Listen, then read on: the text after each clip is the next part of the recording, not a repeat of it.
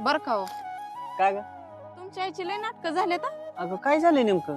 ना असं का बोलते तू? असं का बोलते म्हणजे? तुमची आई माझ्या जावाला धुणं भांड्यात मदत करते, स्वयंपाकात मदत करते, पोरं सांभाळण्यात मदत करते, गुरांच्या खाण्यापिण्यात मदत करते. एवढंच नाही अहो, रानातल्या कामात सुद्धा मदत करते. तशी मला कशातच मदत करत नाही. मी कुणाचं काय बिघडवलंय? अगं एवढं काय मग त्याच्यात तवा? एवढं तेवढं चालायचंच की. आणि ह्या छोट्या छोट्या गोष्टी एवढ्या काय मनावर घेते ग? काय मनावर घेते म्हणजे? अहो तुमची म्हातारी दिसती तशी नाही. तिला धाकल्या सुनाचा लय पुळका आहे. तिचा धाकल्या सुनावरती जीव आहे, तिच्या पोरांवरती जीव आहे. नाहीतरी ना तिच्यात आणि माझ्यात लय भेदभाव करते अहो तुमची म्हातारी. ती अशी वागते ना म्हणून ती माझ्या मनातनच उतरत चालली. आणि तुम्ही नका तुमच्या आईचं भूषण सांगू मला. अगं मी कुठं माझ्या आईचं भूषण सांगतोय तवा. पण आपण बी कुठं तरी चुकत असेल ग. तू माझ्या आईला स्वतःहून कधी चहा दिलाय का?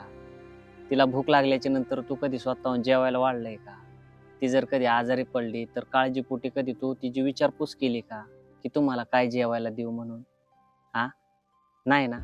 मग आपण असं चुकीचं वागत असेल तर त्यांच्याकडनं कशी का अपेक्षा ठेवता तुम्ही? आणि तिला तुमच्या दोघींमध्ये भेदभाव करून काय करायचंय?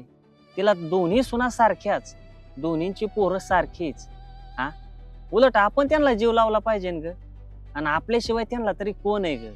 हा, उलट आपण त्यांची काळजी घेतली पाहिजे, आपण त्यांना माया लावली पाहिजे.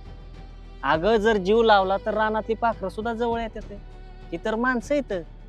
आपण जीवापड त्यांच्यावर प्रेम केलं पाहिजे, त्यांना जीव लावला पाहिजे. ते आपण करत नाही आणि अपेक्षा आपण मात्र त्यांच्याकडनं करायच्या. अगं माझी आई इतकी भोळी ना, तू फक्त एकदा जीव लावून तर बघ ग.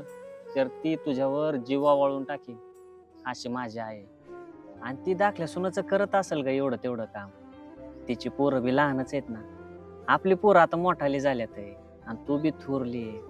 तू बी थोडंफार समजून घेतलं पाहिजे.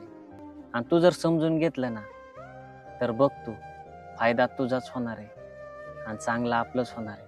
खरं आहे अहो तुमचं. मीच चुकीचा विचार करत होती. पण हा, इथून पुढे मी नक्की माझ्या सुधारणा करेन.